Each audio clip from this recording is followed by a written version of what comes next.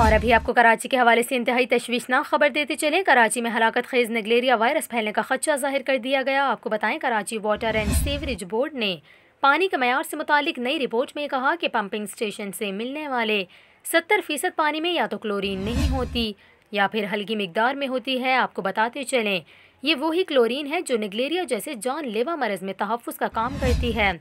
आपको बताएं, क्लोरीन ना होने की वजह से निगलेरिया के जरासीम नाक के ज़रिए जिस्म में दाखिल होते हैं और मरीज़ की मौत वाक़ई हो जाती है।